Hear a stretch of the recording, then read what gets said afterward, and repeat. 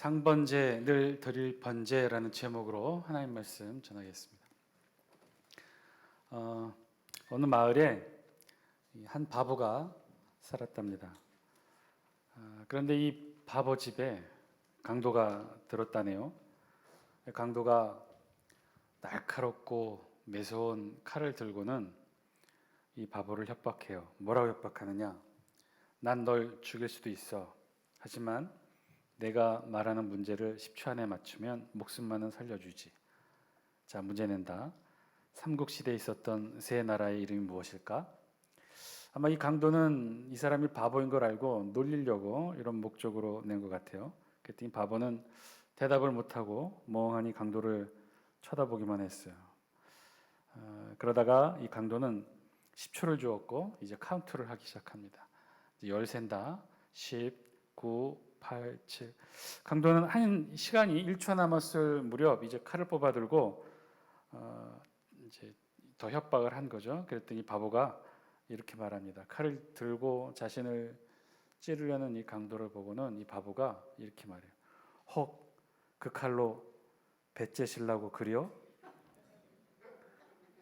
그랬더니 강도가 놀라는 거예요. 아니 이 바보가 백제 고구려 신라를 마치다니. 이 바보가 뭐라 그랬어요? 그 칼로 배째시려고 그래요? 이 바보와 바보 어머니가 어느 날 누워서 또 도란도란 이야기를 나누고 있었어요. 바보 어머니가 바보에게 이렇게 말했습니다. 얘야, 뉴스를 보니까 남들은 달에도 간다고 하던데 우리도 뭔가를 해보면 어떨까? 우리도 언젠가 우주선을 만들어서 태양에 가보는 건 어때? 그랬더니 바보 아들이 말합니다. 에이 어머니, 그건 불가능해요. 태양에 가까워지면 모든 것이 다 타서 바삭바삭해진단 말이에요. 이 말을 듣고 있던 어머니가 바보 아들 뒤통수를 탁 치면서 이렇게 말합니다. 이런 바보, 밤에 가면 되잖아. 여러분, 바보들이 하는 말들 같지만 또 어떻게 들어보면 나름 일리도 있죠. 또 좀 이렇게 귀 기울여 보다 보면 또 나름 설득도 되어지기도 합니다. 왜요? 표정을 보니까 아닌 것 같은데 아니에요? 여러분들도 배째시려고 그러셔요? 여러분, 바보란 무엇일까요? 무엇이 바보일까요? 어떤 사람이 바보일까요? 전혀 모르는 것이 바보일까요? 아니면 조금 아는 것, 혹은 잘 모르는 것, 혹은 전혀 반대로 잘못 알고 있는 것이 바보일까요? 여러분들은 어떤 게 바보라고 생각하십니까? 우리가 생각하기에는 전혀 모르는 것이 바보일 거라고 생각되어지는데 사실 우리 일상의 삶의 모습을 보면 그렇지가 않아요. 여러분, 전혀 모르면요, 그냥 모르는 거예요. 전혀 모르는 것을 우리의 일상의 삶 속에서는 바보라고 하지 않아요. 아니, 전혀 알지도 못하고 지식도 없고 전혀 관련이 없는데, 경험도 없는데 어떻게 바보인지 아닌지 알 수 있겠어요? 그렇지 않아요. 그런 사람들은요, 진짜 전혀 모르면요, 어디에서 나서거나 문제를 일으키거나 자신의 지식을 자랑하지 않아요. 잘못 전달하지도 않아요. 전혀 문제되지가 않는다는 거죠. 바보는요, 전혀 아무것도 모르는 것을 바보라고 하지 않아요. 오히려 바보는요, 알기는 알아요. 그런데 어떻게 하는 거예요? 제대로 알지 못하는 거죠. 그래서 혹은 전혀 반대로 알고 있는 경우들을 말합니다. 전혀 모르면서 전혀 모르면요, 사실은 그 누구에게도 피해가지 않아요. 여러분, 전혀 모르는데 전혀 모르는 사람이 누구를 가르치겠습니까? 전혀 모르는데 전혀 모르는 사람이 누군가에게 길을 가르치겠어요? 전혀 모르는데 전혀 모르는 사람이 누군가에게 잘못했다고 비판하는 거 보셨나요? 그렇지 않아요. 전혀 모르면 그런 일이 없어요. 근데 오히려 조금 아는 게 문제될 때가 많아요. 오히려 일부만 알 때 문제되는 경우가 많아요. 오히려 알기는 아는데 잘못 알 때 문제되는 경우가 참 많다는 거예요. 자기가 알고 있는 얕은 지식이 전부라고 생각할 때 사실은 우리 일상의 주변에서 보면 바보 같은 어리석은 일들을 많이 저지릅니다. 그럴 때 누군가를 향해 가르치려고 하고 누군가를 향해 비난하려고 하는 것이 바로 이런 경우들이죠. 그래서요, 진짜 바보는 전혀 모르는 것이 아니라 어떤 거예요? 조금 아는 거예요. 잘 모르는 거예요. 일부만 아는 거예요. 그게 진짜 바보예요. 그와 마찬가지로 우리 신앙도 그런 것 같습니다. 몰라서 문제가 되는 것이 아니라 어떤 경우에 보면 잘 알지 못해서, 제대로 알지 못해서 문제가 될 때가 참 많아요. 대표적인 말씀이 오늘 본문에 있는 우리 말씀이기도 해요. 오늘 우리 본문 말씀은요, 우리가 좀 시간이 몇 주 지났지만 우리가 지난번까지 우리가 살펴봤던 말씀은 어떤 말씀이에요? 우리가 좀 오래돼서 여러분 벌써 다 잊어버리신 건 아니죠. 우리가 줄기차게 쭉 달려왔어요. 저는 달려왔어요. 여러분은 어떻게 쫓아오셨는지 모르겠지만 창세기부터 지금까지 쭉 달려왔어요. 그렇죠? 창세기, 출애굽기, 레위기까지 지금 달려가고 있어요. 그 중에서도 지금 우리가 지난 시간에 레위기 부분만 집중해서 살펴본다면, 되새겨본다면 레위기 1장부터 앞부분에 있는 말씀은 어떤 말씀이었습니까? 하나님께서 이스라엘 백성들에게 시내산에서 주셨던 600여 가지가 넘는 중요한 율법의 말씀의 핵심 제사법에 대해 이스라엘 백성들에게 레위기 앞부분에서 말씀하고 있었죠. 그 제사의 가장 핵심적인 5대 제사, 5가지 제사 제도에 대해 1장부터 자세하게 말씀해 주고 있었어요. 하나님은 이스라엘 백성들을 하나님의 백성으로 삼으셨고, 그리고 그 중요한 목적으로 제사를 하도록 명령하십니다. 그래서 이스라엘이 받은 율법의 말씀의 핵심은 사실 이 제사법에 있어요. 그래서 레위기 제일 처음 앞부분에 나오는 것도 바로 이 5대 핵심 제사에 대해 말씀하고 있어요. 하나님께 한마디로 제사 드리라는 거죠. 한마디로 출애굽기를 거쳐 레위기에 있는 그 수많은 율법의 핵심을 한마디로 요약한다면 하나님께 어떻게 하라는 거예요? 제사 드리라는 거예요. 이 제사에는요, 그래서 이스라엘 구약 신앙의 모든 것이 담겨 있어요. 어떻게 보면요, 이 제사를 통해 이스라엘 백성들은 죄 짓고 있는 이 세상에 살면서도 어떻게 해요? 거룩하신 하나님을 만날 수가 있어요. 하나님 앞에 나아설 수 있게 된 거죠. 제사를 통해 이스라엘은 하나님을 만나고, 제사를 통해 이스라엘은 그래서 하늘의 은혜를 이 땅 가운데 누리며 살 수 있었던 중요한 방법과 원리가 바로 어디에 있느냐? 제사에 있었다는 거예요. 그 제사의 자리, 구름이 둘러싸인 하나님의 임재의 상징과 함께 성막에서 이스라엘 백성들은 바로 이 제사의 자리에서 하나님을 만나요. 그 만남의 자리가 바로 이 제사의 자리였던 거죠. 그래서 이 레위기에는요, 그 제사법에 대해 집중합니다. 그리고 제사법, 어떻게 해야 하나님 앞에 제사의 방법으로 제사를 가지고 하나님을 만날 수 있는지에 대해 설명하죠. 그래서 레위기 1장부터 5장까지, 정확하게는 6장 7절까지 이 앞부분에서는 이스라엘의 제사법 5대 핵심 제사에 대해서 설명하고 있어요. 그것이 뭐죠? 이스라엘 5대 핵심 제사. 여러분 다 기억하셔요? 첫 번째가 뭐죠? 번제. 두 번째가 뭐죠? 눈 뜨셔요. 벌써부터 눈 감고 계시면 어떡해요? 이제 앞으로 한참 가야 되는데. 이제. 두 번째는 뭐죠? 소제. 그 다음에 화목제. 그 다음에 속제제. 그 다음에 속건제. 그림 한번 다시 한번 보여주실래요? 그림 한번 띄워주세요. 번제, 소제, 화목제, 속제제, 속건제. 이것을 다른 말로 하면요, 이스라엘 백성들이 하나님을 만날 수 있는 5가지 방법인 것이죠. 하나님은 이 제사를 통해서 이스라엘 백성과 만남을 구현하셨어요.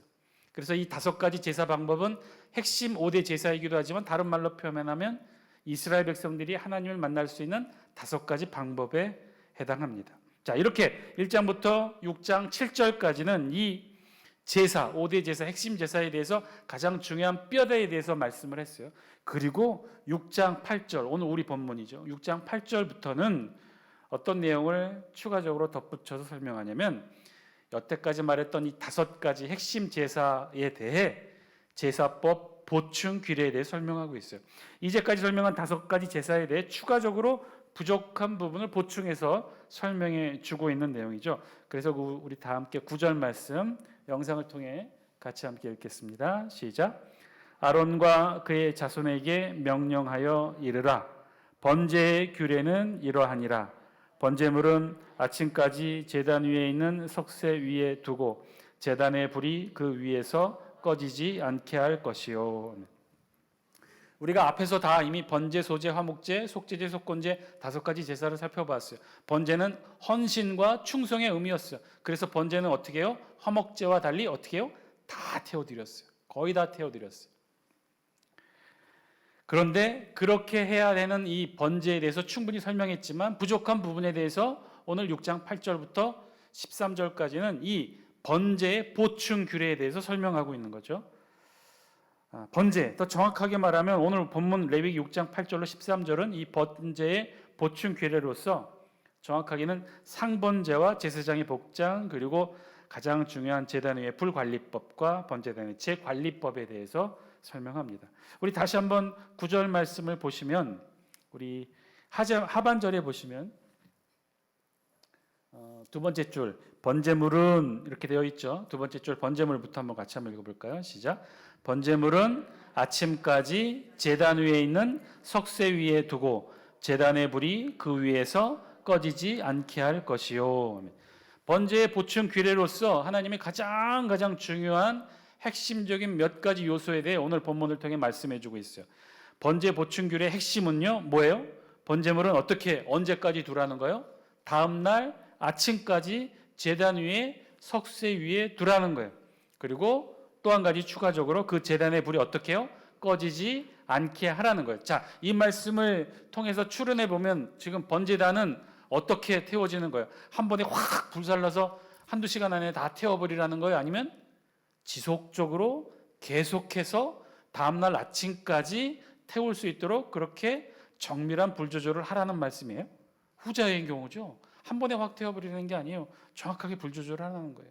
그래서 다음날 아침까지도 제단 위에 제물이 태워지고 그 제단에 제물을 태울 수 있는 불길이 계속해서 꺼지지 않게 하라는 거예요. 이것이 오늘 본문 번제 보충길의 핵심이기도 해요. 한마디로 번제단의 불이 어떻게 되어야 된다는 거예요? 번제단의 불은 꺼지지 않아야 한다는 거예요. 나중에 이는 제사법의 가장 핵심적인 요소가 됩니다. 제사장들의 가장 중요한 임무 가운데 하나가 되기도 합니다. 9절 마지막 부분 보시면 제단의 불이 그 위에서 꺼지지 않게 할 것이요. 제단의 불이 꺼지지 않게 할 것이요. 꺼지지 않게 할 것이요. 우리말 번역은 좀 길게 풀어서 설명하고 있는데 히브리 언어로는 한 단어예요. 투카드. 투카드라는 이 단어의 뜻 간단해요. 이 뜻은요, 계속 타게 하라 이런 뜻이에요. 계속해서 타게 하라. 불을 끄지 않고 계속 피우게 하는 것. 불을 계속 피우라는 거예요. 밤새도록 계속해서 번제단의 불이 꺼지지 않도록 계속해서 태우라는 거예요. 우리네 전래 동화에도 그런 내용이 있죠. 우리 조선시대 혹은 더 이상 더 올라가면 우리 고대 시대에 보면 우리도 그런 문화가 있어요. 대대로 어떻게 하라는 거죠? 불씨를 꺼트려야 돼요? 꺼트리지 말아야 돼요? 꺼트리지 않고 계속해서 불씨를 지켜와야 돼요. 이게 가정의 전통이고 집안의 내력이에요. 그 불씨가 뭘 어떤 걸 상징하는지 모르겠지만 이 전래 동화의 내용에 의하면 그 가정의 불씨는 재운을 상징해요. 그래서 불씨가 꺼지면 그 집안에 재운이 막힌다고 여긴다는 거예요. 그래서 새로 들어온 며느리에게 꼭 주는 중요한 임무 가운데 하나가 뭐냐면 불씨를 꺼트리지 않는 거예요. 우리 전래 동화에 그런 내용이 있죠. 대대로 불씨를 꺼트리지 않고 지켜오던 한 집안에 어느 날 새 며느리가 들어옵니다. 시부모는 이 새로 들어온 며느리에게 명령하죠. 어떤 명령이요? 불씨를 절대로 꺼트리지 말라고 당부하죠. 그래서 이 며느리는 어떻게 해요? 밤새도록 그 아궁이에 쪼그려 앉아가지고 불씨를 지키는 거예요. 꺼지지 않게. 만약에 완전히 꺼져버리면 불을 좀 더 지펴서 불이 계속 살아날 수 있도록 계속해서 아궁이 앞에서 졸다가 그렇게 밤새 지킵니다. 근데 이 세 며느리도 그렇게 불씨를 지켰는데 그런데 분명히 졸지 않고 아궁이 앞에 움직이지 않았는데 불이 꺼져버린 거예요. 다음날 시어머니한테 호되게 야단맞고 그래서 그 다음 날부터 며느리는 잠을 자지 않고 더 열심히 밤새 불을 지킵니다. 그러다가 이 범인을 찾죠. 어떻게 해요? 자세히 보니까 조는 척하고 자세히 보니까 이 조는 사이에 누가 와요? 전래동화에면 벌거숭이 동자가, 그러니까 벌거숭이 아이가 와서 그 아궁이에 대고 오줌을 놓고 간 거죠. 그래서 화가 난 이 며느리, 새로 들어온 며느리가 그 벌거숭이 동자를 막 쫓아갑니다. 쫓아갔는데 순간 저 앞 숲속에서 사라졌어요. 그 숲속을 막 이리저리 찾다가 화도 나서 땅속에 숨었나 하고 땅을 파봐요. 삽도 가져갔나 봐요. 땅을 열심히 팝니다. 그랬더니 그 땅에서 뭐가 나와요? 그 동자 아이만한 이 삼삼이겠죠. 동자삼이 나타나서 그 삼을 캐가지고 그 집안이 더욱더 부하게 됐다라고 하는 전래동화 이야기가 있죠. 예전부터 우리나라에서도 전통적으로 이런 류의 믿음이 있었던 거죠. 불씨를 꺼트리지 않고 대대로 지켜오는 것이 집안의 재운을 가져다 준다. 이렇게 믿었던 것 같아요. 그런데요, 오늘 우리 본문의 번제 보충 규례에 나오는 말씀은요, 그런 의미의 말씀이 아니에요. 왜냐? 그저 불씨를 꺼지지 않게 간직하려는 목적이 아니었기 때문에 그래요. 불을 끄지 않고 계속해서 피우게 했던 거죠. 불씨를 꺼트릴 목적이 아니었어요. 그 중요한 증거가 바로 10절과 11절에 있는 말씀이에요. 우리 다 함께 영상을 통해 10절 말씀 같이 한번 읽습니다. 시작. 제사장은 세마포 긴 옷을 입고 세마포 속바지로 하체를 가리고 제단 위에서 불태운 번제의 제를 가져다가 제단 곁에 두고, 10절부터는요 오늘 번제 보충 규례 가운데 아주 중요한 한 가지 특별한 임무를 제사장에게 지금 부여하고 있어요. 그 임무가 무엇이냐? 10절을 보니까 제사장은 세마포 긴 옷을 입고, 거룩한 세마포 긴 옷을 입고 세마포 속바지로 하체를 가리고 제단 위에서 불태운 번제의 제를 가져다가 제단 곁에 두고. 이 말을 자세히 살펴보니까 지금 하나님은 제사장에게 번제단 보충 규례를 통해 중요한 임무 미션 하나를 더 주고 있는데, 그건 다름 아닌 번제단의 관리였어요. 근데 어떤 관리예요? 무엇을 관리하는 거예요? 제를 관리하는 거였어요. 제를 관리하래요. 제를 어떻게 해요? 제로 불씨를 꺼지지 않게 잘 덮으라는 거예요? 아니면 그 제를 긁어서 따로 분리해 놓으라는 거예요? 붉어서 따로 분리해 놓으라는 거예요. 번제단의 불길, 그 나무 장작을 사용했을 터인데 그 나무 장작의 불길을 막지 않도록 제를 계속해서 분리해 놓으라는 거예요. 이 말의 의미인즉 우리나라 전래동화에 나와 있던 동자삼 이야기처럼 불씨를 제로 덮어서 보존하라는 얘기예요? 아니면 제를 이 불과 함께 분리해서 더욱더 계속해서 불을 태우라는 얘기예요? 후자인 경우예요. 제를 번제단의 불 가운데 분리해서 계속해서 불을 활활 태우라는 거예요. 그러니까 우리나라 전래동화와 같은 불씨를 지킬 목적은 아니었던 거죠. 이 제사장의 중요한 임무 가운데 하나는요, 거룩한 세마포 긴 옷을 입고 끊임없이 번제단의 제를 분리해 놓으라는 거예요. 그렇게 해서 분리해 놓으면, 번제단의 불을 관리하면서 제를 분리해 놓으면 불을 태우면서 장작을 우리가 태우면 알겠지만 장작을 태우면요 가스불 같지가 않고 반드시 뭐가 생겨요? 재가 생깁니다. 그 번제단의 불 속에 있는 재가 때로는 그 불길을 막는 역할을 하기도 하죠. 그래서 계속해서 재를 분리해내는 거예요. 분리하는 이유의 목적은 불씨를 지키려는 목적이 아니라 불을 더 활활 타오르게 하는 거예요. 자, 그렇게 해서 번제단 안에 재를 분리해 놓으면 어떻게 하느냐? 11절 함께 읽겠습니다. 시작. 그 옷을 벗고 다른 옷을 입고 그 재를 진영 바깥 정결한 곳으로 가져갈 것이요. 그 옷을 벗고, 즉 거룩한 세마포 긴 옷을 벗고 다른 옷을 입고 일상복, 제사장이 입는 일상복을 갈아입고 그 재를 진영 바깥, 즉 성막을 나와서 백성들이 거하는 진영 바깥에 정결한 곳으로 가져갈 것이요. 말은 좀 이렇게 조심스럽게 표현했지만 한마디로 뭐 하라는 거예요? 그 재를 어떻게 하라는 거예요? 버리라는 거죠. 진영 바깥으로 버리라는 거예요. 여러분, 번제단 보충 규례에서 가장 중요한 제사장의 직무 가운데 하나는 바로 번제단의 불길 속에서 죄를 분리해내는 일이에요. 이 말씀의 의미는 죄를 분리하라는 것은 계속해서 불을 떼고 장작을 더 태우라는 말씀인 것이죠. 우리네 전래동화처럼 불씨를 재로 덮어 보존하라는 의미가 아니었어요. 그런 게 아니에요. 만약에 불씨를 보존할 목적이었다면 재를 분리해낼 필요가 없었겠죠. 재 속에 잘 접어두면 그 불씨는 다음날 아침까지도 충분히 살려낼 수 있었을 거예요. 벌거벗은 동자가 그곳에 오줌만 싸지 않는다면 그 불씨는 계속 지켜낼 수 있겠죠. 오늘 우리 성경의 말씀은요, 그래서 불씨를 지켜내는 말씀이 아니에요. 번제단의 불길을 계속해서 활활 타오르게 유지하라는 말씀이죠. 그러니 번제단의 불 속에서 불길을 막고 있는 죄를 계속해서 분리해내는 것이 제사장의 중요한 임무 중에 하나였던 거예요. 자, 그러면 왜 이렇게 하라고 명령하시는 것일까? 왜 계속해서 밤에도 아침까지 번제단의 불을 꺼지지 않고 활활 타오르게 하려고 하는 것일까? 우리 다 함께 13절의 말씀 같이 한번 읽겠습니다. 13절입니다. 시작. 불은 끊임없이 제단 위에 피워 꺼지지 않게 할지니라. 아멘. 번제단의 불을 계속해서 피워내라고 말씀하시는 거죠. 번제단의 불은요 끊임없이 제단 위에서 꺼지지 않아야 돼요. 하나님은 왜 이렇게 명령하시는 것일까요? 왜 번제단의 불을 꺼트리지 말라고 말씀하시는 걸까요? 그래서 오늘 말씀의 제목이 바로 이 상번제, 늘 드릴 번제라고 정했는데요. 번제단의 불을 꺼트리지 않고 계속해서 타게 하라는 하나님의 명령으로 드려지는 이 번제, 그래서 늘 드릴 번제, 그런 의미로 히브리어로는요 올라트 타미드라고 합니다. 자, 그것을 한자어로 표현한 것이 상번제예요. 상번제. 상번제는 항상 드려지는 번제라는 의미인 거죠. 우리는 이 말씀의 의미를 제대로, 본래 의미 제대로 이해하고 알아야 돼요. 이 말씀의 의미로 그래서 오늘날 우리 교회에서도 이 불길이 꺼지지 않아야 한다고 우리는 믿습니다.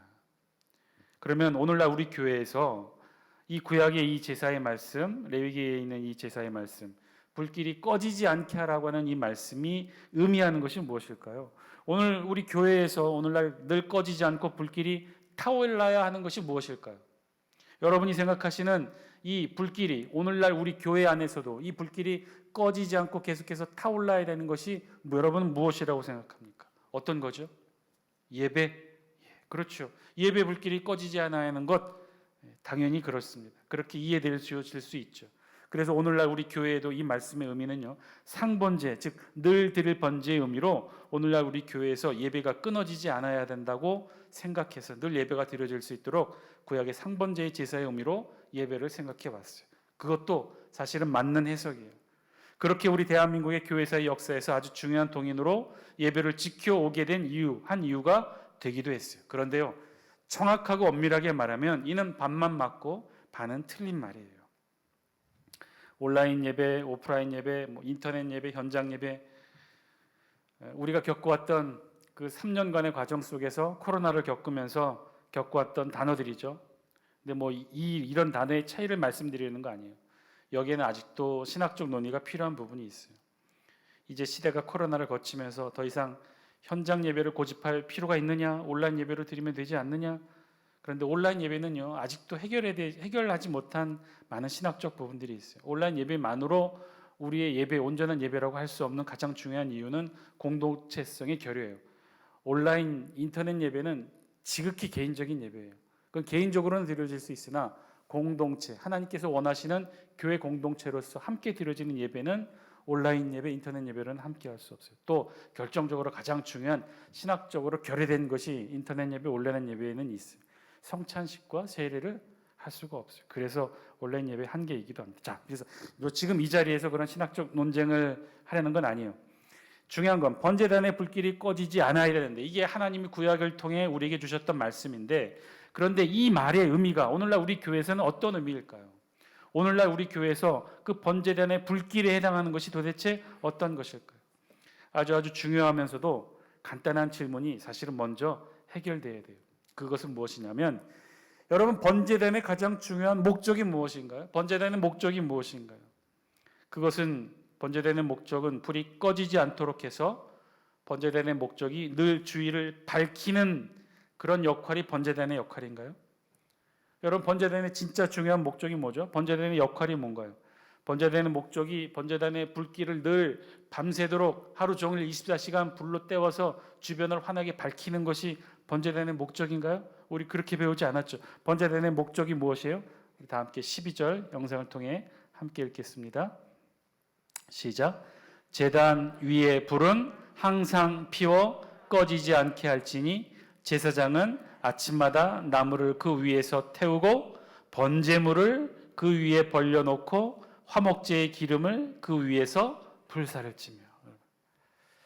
번제단의 불이 꺼지지 않아야 될 가장 절대적이고 가장 중요한 이유가 뭐예요? 그것은 번제단 고유의 목적에 부합하기 위한 것인데, 그 번제단 고유의 목적이 뭐예요?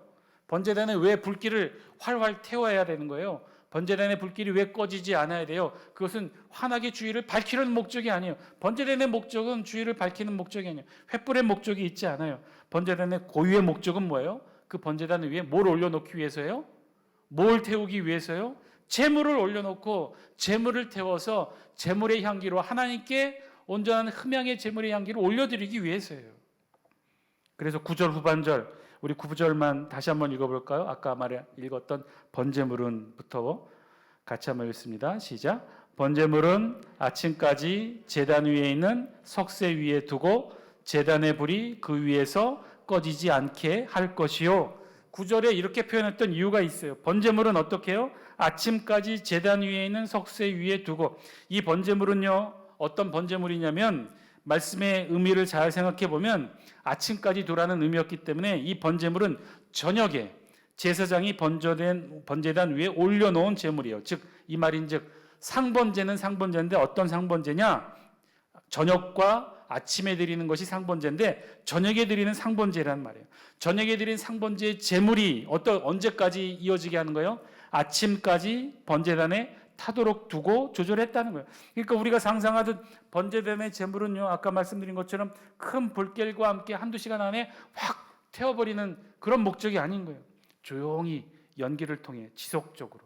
제가 그래서 여러분께 말씀드렸죠. 구약 제사의 가장 하나님께서 잘 받으시고 흠양하는 제사의 제물의 모습은 어떤 거냐면요, 번제단 위에 제물을 올려놓았는데 연기가 나는 거예요. 연기가 나는데 바람에 혹은 기압에 흐트러짐 없이 하늘로 곱게 올려졌을 때 사람들은 하나님이 온전히 받아 흠양하셨다고 그렇게 여겼어요. 고대에서 제사의 의미는 그랬단 말이에요. 그러니까 이 연기가, 제물을 태우는 연기가 곱게 곰 모양으로 하늘로 곱게 올라가는 이 모양이 유지되려면 불길을 활활 태워서 확 불태워야 되겠습니까? 아니면 적절한 불 조절로 계속해서 이렇게 고기의 기름이, 제물의 기름이 태워져야 하겠습니까? 후자의 경우예요. 확 태우는 게 아니었어요. 지속적으로 태워서 언제까지? 다음날 아침까지도 이 모양, 이 모습 이대로 계속해서 하나님께 태워 올려지는 것이 번제의 모습이었단 말이에요. 그러면 다음날 어떻게 하느냐? 계속해 다 타고 남은 재는 치워버리고 새로 장작을 갖다 놓고, 그러면 어떻게 돼요? 그 위에 재물도 이제 아침까지 다 없어졌을 테니 그 재물의 재는 치우고 어떻게 해요? 또다시 상번제, 늘 드릴 번제, 아침 번제 드렸던 거예요. 아침 번제 제물로 새롭게 번제단 위에 활활 타오르는 그 불길 위에 또다시 아침 번제 제물을 드렸던 거죠. 12절 다시 한번 보겠습니다. 12절 함께 읽습니다. 시작. 제사장은 아침마다 나무를 그 위에서 태우고 번제물을 그 위에 벌려놓고 화목제의 기름을 그 위에서 불사를 찌며. 중간부터 제가 읽었죠. 제사장은 아침마다 나무를 그 위에서 태우고 번제물을 그 위에 놓고 화목제의 기름을 그 위에서 불사를 칩니다. 저녁에 올린 상번제 저녁 제물이 아침까지 타게 했고 아침에 또다시 상번제 아침 번제 제물을 번제단 위에 또 올려놓았다는 거예요. 언제까지? 저녁까지 지속적으로 타서 하나님 앞에 온전히 흠양되는 제물의 향기가 될 수 있도록 그렇게 만들었던 거죠. 그러면 어떻게 돼요? 저녁에는 또 죄를 치우고 저녁 상번제 제물을 번제단에 올려서 그렇게 하루 24시간 365일 하나님 앞에 늘 드릴 번제가 바로 상번제였던 거죠. 사랑하는 장수교 성도 여러분, 오늘 말씀을 통해 우리에게 주시는 하나님의 음성 저와 여러분들이 들을 수 있게 되길 바랍니다. 하나님이 말씀하셨던 구약 제사의 방법, 상번제, 늘 드릴 번제는요, 그저 어쩌다 한번 거하게 화려하게 드려지는 제사가 아니었어요. 아침 저녁으로 늘 번제단의 불길이 꺼지지 않도록 늘 태워 하나님께 향기로운 제물을 드리는 것이 상번제, 늘 드릴 번제였던 거예요. 그러기 위해서 번제단의 불길을 꺼지지 않고 계속해서 타오르게 유지하도록 제사장에게 하나님이 특별한 미션, 명령을 주셨던 거죠. 사랑하는 장수교 성도 여러분, 오늘 이 말씀에 비추어 오늘 우리 교회에서 우리가 지켜 드려야 할 것은 무엇일까요?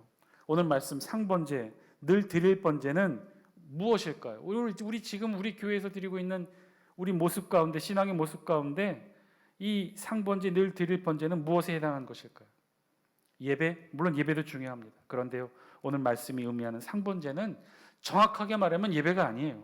더 정확하게는요, 번제의 제물로 드려지는 우리의 헌신과 충성인 것이죠.